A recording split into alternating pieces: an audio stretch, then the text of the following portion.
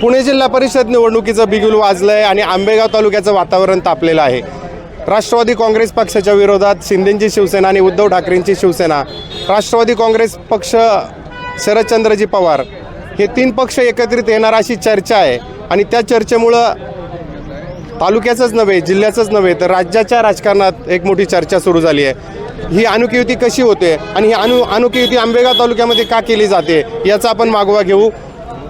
शिवसेनेचे उपजिल्हा प्रमुख आपल्या समेत आहेत अजित चव्हाण, त्यांच्याशी बोलण्याचा प्रयत्न करू। एक अनोख्या युतीची चर्चा आहे, शिंदेंची शिवसेना, उद्धव ठाकरेंची शिवसेना आणि शरद पवारांचा राष्ट्रवादी काँग्रेस पक्ष, हा काय प्रयोग आहे? जिल्हा परिषद पंचायत समितीच्या निवडणुकीच्या पार्श्वभूमीवर खरं तर आमच्या या आंबेगाव तालुक्याच्या सर्व आम जनतेचं आज जर आपण मत पाहिलं तर ह्या घड्याळाच्या राष्ट्रवादीच्या विरोधामध्ये संपूर्ण त्या ठिकाणी असंतोष आहे आणि ह्या सगळ्याचा फायदा घेण्याच्या दृष्टीनं आणि एक व्यापक असा मार्ग त्या ठिकाणी काढण्याच्या दृष्टीनं आम्ही सर्व पक्षांशी ज्यांना त्या ठिकाणी आमचं एकमत होईल त्या सर्वांशी बोलण्याची आमची चर्चा त्या ठिकाणी सुरू आहे। परंतु अंतिम स्वरूप त्या ठिकाणी उद्या 3 वाजल्याशिवाय त्या ठिकाणी येणार नाही। आज आम्ही शिवसेना धनुष्यबाण या चिन्हावरचे सगळे उमेदवार भरण्याची त्या ठिकाणी तयारी केलेली आहे। जे त्या ठिकाणी उमेदवार दाखल करतील आम्ही त्या ठिकाणी आदेश दिलेला आहे आणि उद्या 3 वाजल्याच्या नंतर त्या ठिकाणी कोणत्या पद्धतीची युती असेल, आघाडी असेल, कोणाबरोबर असेल याचं चित्र तुम्हाला स्पष्ट होईल। एवढा रोष का आहे तुमच्या तिन्ही पक्षाचा? नाही, मुळात तुमचा चुकीचा गैरसमज आहे। आमचा रोष नाही आहे, आंबेगाव तालुक्यातल्या आम जनतेचा रोष त्यांच्यावर आहे। कारण सभेला दिसला नाही। 100% 40 वर्ष झाले ही सत्ता एकाच व्यक्तीच्या, एकाच कुटुंबाच्या, एकाच पक्षाच्या ताब्यात त्या ठिकाणी आहे आणि 40 वर्षाच्या तुलनेमध्ये आंबेगाव तालुक्याचा जो विकास झालेला आहे तो जनतेला मान्य नाही आणि त्याचं प्रतीक तुम्हाला पाठीमागच्या विधानसभेला त्या ठिकाणी पाहायला मिळालं। मजबूत किल्ला जवळपास लोकांनी वळसे पाटलांना निवडूनच दिलं ना, पण मजबूत किल्ला हा 1500वर आणून ठेवला, तिथंच ढासळण्याच्या परिस्थिती आहे आणि ह्या जिल्हा परिषद पंचायत समितीला त्याचे 5ही बुरुज तुम्हाला ढासळलेले दिसतील। हे खात्रीशीर असं वाटत नाही का तुम्ही वळसे पाटलांना घेरण्याचा प्रयत्न करताय तर त्यांच्या बाजूने सहानुभूती निर्माण होईल? नाही, असं काही मुळात त्यांना घेरण्याचा असा काही बघा, त्यांचाही एक पक्ष आहे, आम्ही राजकीय पक्षाचं काम करतो, परंतु त्यांना घेरलं किंवा नाही घेरलं तरी तालुक्यातला जो मतदार आहे तो खऱ्या अर्थाने नाही देणार आहे। तालुक्याची जनता त्या ठिकाणी बघते की 40 वर्षाचा विकास आणि नवीन लोकांना द्यायची संधी, याच्यात न्याय होणार आहे। आता कोणते असे विषय आहेत की ते विषय घेऊन तुम्ही जनतेपर्यंत जाणार आहात आणि मतं मागणार आहात?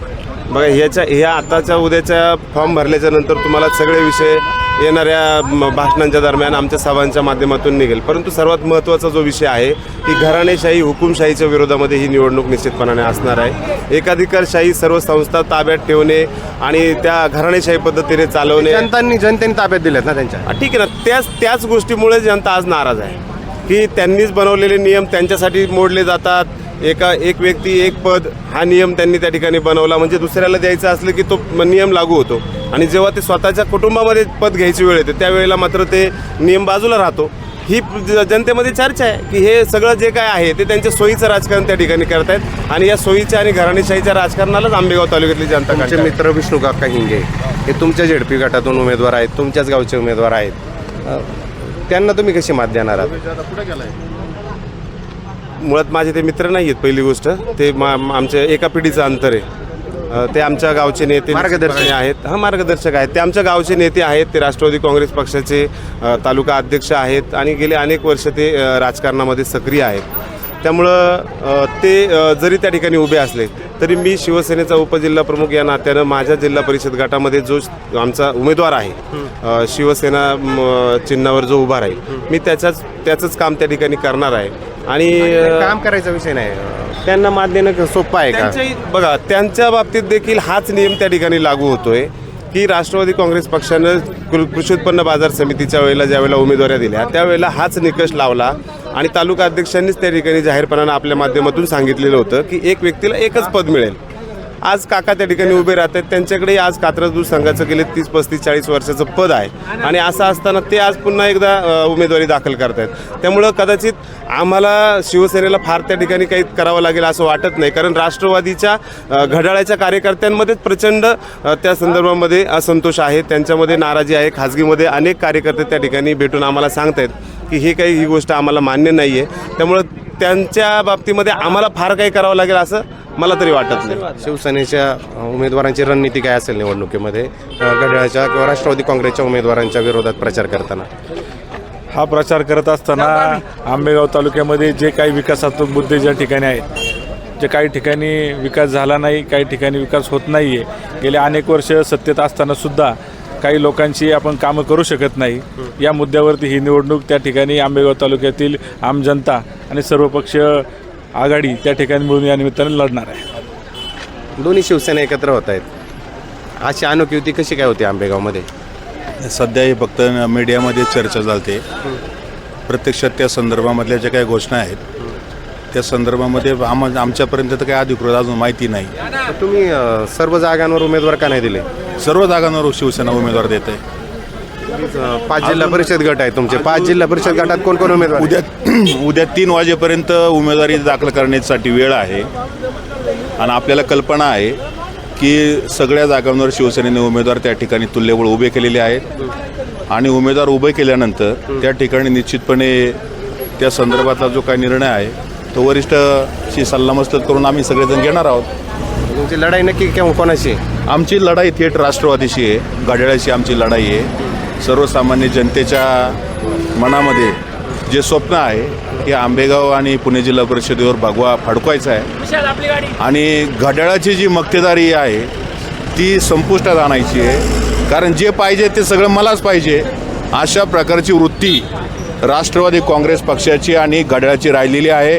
तुम्ही पाहिलं असेल की महाराष्ट्रामध्ये ज्या निवडणुका झाल्या अक्षरशः त्या ठिकाणी लोकांनी त्यांना आसमान दाखवलेलं आहे. त्यामुळं आंबेगावमध्ये देखील हीच परिस्थिती निर्माण होईल.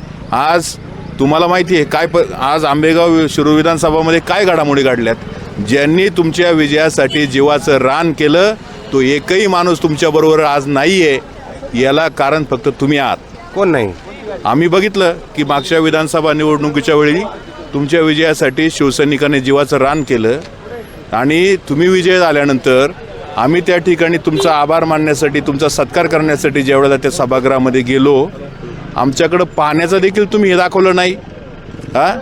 कौतुक तर सोडा, आम्हाला साधं विचाराचं तरी दारिष्ट्य दाखवलं नाही आणि तुम्ही आम्हाला प्रति आव्हान केलं की मंचर नगरपंचायतमध्ये उमेदवार तुम्ही लढवून दाखवा. आज नगरपंचायतीवर शिवसेनेचा भगवा डावलाने फडकतोय. आम्हाला काय कोणाला आव्हान द्यायचं नाही.